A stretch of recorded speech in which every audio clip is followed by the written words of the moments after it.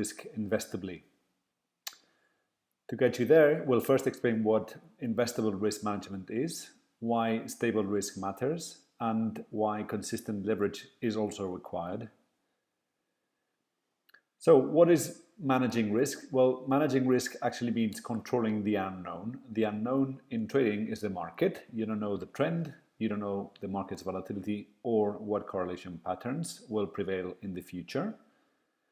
But you can control what you do. So you can choose what you trade, when you trade it, for how long you trade it, and how often you trade it, and all that together will be your strategy.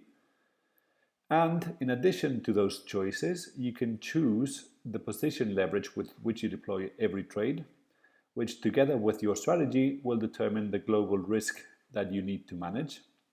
And then of course a very important component is going to be your discipline in terms of closing your trades once you hit your stop losses or take profits or even hit the maximum duration you predicted for your trade. Now you can only control when you have a goal, and in the case of risk management, there are three elements to any risk target. The first one is the time horizon, so how long in the future. Obviously, more things can happen in, say, a month than in a millisecond. Obviously, it's important to address the probability of a loss. How often am I willing to take a hit? And of course, the size of that hit. How much am I okay with losing?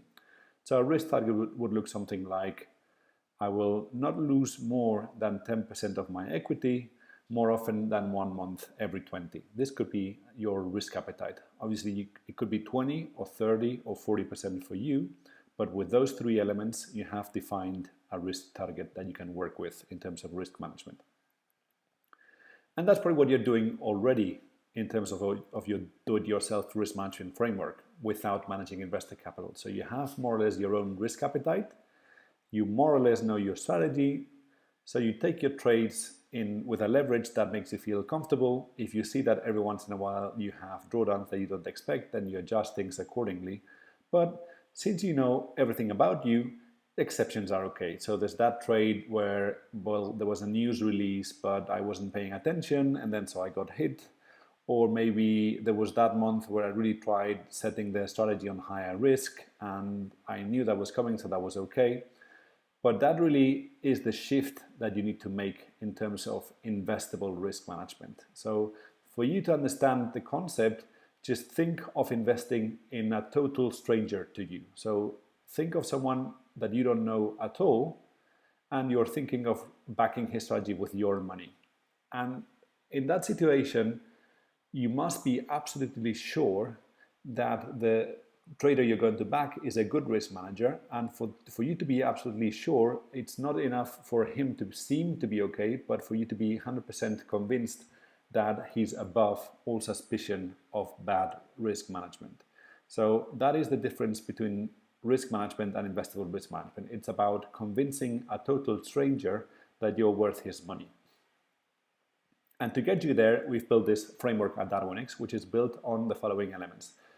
The first one is to hold the risk for your strategy stable over time. The second one is to prove discipline in terms of your trade closings with stop losses and duration as assessed in the discipline investable attribute. And the third one is to leverage your trades consistently, both in terms of how you open your trades and how you manage the live risk of open trades. Together, these three goals, which are incremental, are designed to prove to an investor that you manage to hold your risk stable through discipline and consistent leverage. And these are both not black and white. So obviously, if you don't get things perfect, it's less good than halfway. But obviously, we're not saying you have to be perfect in each and every one of them. You just have to try. And the second bit is that these are incremental. So if you can prove that consistent leverage and discipline deliver stable VAR, that is going to be a lot more powerful with an investor than just proving individual elements of the framework. With that in mind, let's move to the next step, which will require you to know what deleverage and value at risk are. And if you're not familiar with those two concepts, here are two links that you can follow to watch the tutorials on each of both before you continue. So why is stable risk important to an investor? Well, first of all, before you even think of the investor, think of yourself. Why would you always want to trade with the same risk? Well, at the very least, if you always trade with the same risk, you will know where you stand in terms of your strategy. If you are making money, that means that your strategy is working because you're always taking the same risk. So there's no chance that you could have been lucky for a while with high risk, even though the strategy was not working, which would be the bad news. So don't change risk without a very good reason, because you might end up fooling yourself. But above all, stable risk is very important for an investor, because investors can, if your risk is stable, adjust your risk to their preferences.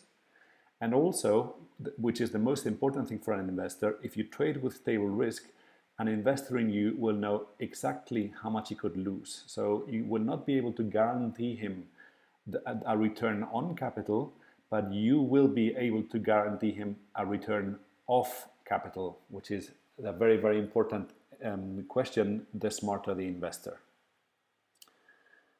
Importantly, this is not an absolute truth, so changing your risk is okay, but if you're going to do so, do it so in a smooth and gradual way, because otherwise you might scare investors off. Now, the important thing to realize here is that risk appetite is a personal choice. Everyone has his or her own, and your investor cares about his risk appetite, not yours. This is a very important thing to bear in mind. And this is because risk, as long as it's stable, can be levered up or down to suit investor appetite. So to make an example, you would be someone on the left-hand side here, on the left-hand side of the wall, you have your own risk appetite, and an investor A, who knows that you always trade with the same risk, well, he can say, well, I want half as much risk as this trader. All I need to do is take my trades with an appropriate leverage that gets me there.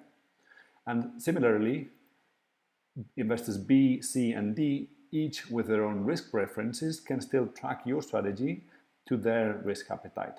And that's what makes stable risk investable. First of all, it convinces each individual investor, because they know how much they stand to lose, each of them with their own risk appetite. And then secondly, because it is constant, it can be levered up and down to suit the preferences of 4 different investors instead of just one. Now, that only really works if risk is stable. And here's an example of someone whose value at risk has been changing wildly in the course of barely a year. So just imagine on the, beginning of January, you're experiencing a minimum VAR of 2.4%, and all of a sudden the guy just decides to go haywire and jumps up to a 15% VAR. Imagine if you had decided to do twice the VAR of this guy, you would have jumped from, say, 5%, which would be 2 times 2.43%, to double 14, or basically 15%. So you would have jumped from 5% to 30% of risk overnight without really having any control over it. And that's the reason why no rational investor would probably decide to back this strategy. So we've talked about stable risk, but now we're introducing this additional element of consistent leverage, and the question is why? And the reason is that you can achieve stable value at risk by doing stuff which investors do not trust. But if you do something which investors do trust, which is to take all your trades with similar leverage, then you can reach a stable value at risk, and that proves to an investor that you're both trying to and succeeding at managing risk stably, which is more than just succeeding at it. And the reason to justify consistent leverage is this one. Let's go through this thought process. Now, let's think that you could guarantee that your next trade would work. If you were in such a position, you would obviously have some sort of crystal ball and be, of course, in a position to pick a local minimum and a local maximum for your trade. Take infinite leverage because there's no uncertainty. There's obviously no risk when there's no uncertainty. You don't even need risk management, and you could make infinite profits, but obviously we both know that's not the case. So what you need to think about is if you can explain to an investor who doesn't know you why you greatly change your deleverage across trades, then you might be okay in terms of convincing him. But if you don't have a good reason, he will look at it in this way. So if here we have two patterns of deleverage plots against trade duration. And on the left-hand side, we have something which seems to be all over the place. Red dots are losing trades and green dots are winning trades. Since I can't really see a pattern, me as an investor, I would be a bit spiked because obviously if I get hit on one of these high leverage trades, that could mean the end of my account. Whereas if I look here on the right-hand side, I can see someone where there's clearly an identifiable pattern. The guy is always placing his trades with the same leverage. And that's why at Darwinia, one of it is scoring a leverage consistency grade of 2.3 and the other one of 8.4. To put it another way, if you haven't really got it yet. So imagine you're William Tell's son and you're wondering whose upfill shoes you want. Well, on the one hand, you have someone who's on target on average, and on the other, you have someone who's on target on average and every time. So if all you know about the two shots are this, which one would you pick? And that's why consistent leverage actually matters. Now, that's why it matters to an investor. The other reason why consistent leverage matters is for you yourself. If you're changing the leverage across trades, you could be incurring in two possible errors. So you could be thinking that you could have a bad strategy that wins by getting lucky with random high leverage trades. So you would think that you've got a good strategy when in reality you've got a bad one and continue going until you lose. Or even worse, and we see this at Darwinix a lot, you could have a good strategy that manages to lose money just by getting unlucky with random high leverage trades, even though the strategy at heart is healthy. And in both cases, you will be drawn to wrong conclusions, regardless of what investors are thinking. So that was really the idea behind the risk assessment at Darwinia. If you have any questions or feedback, you can comment on this video or reach out to us either by email or Twitter, or check the rest of our YouTube videos in case you have any questions. And thank you so much for watching this long video. Take care. Bye.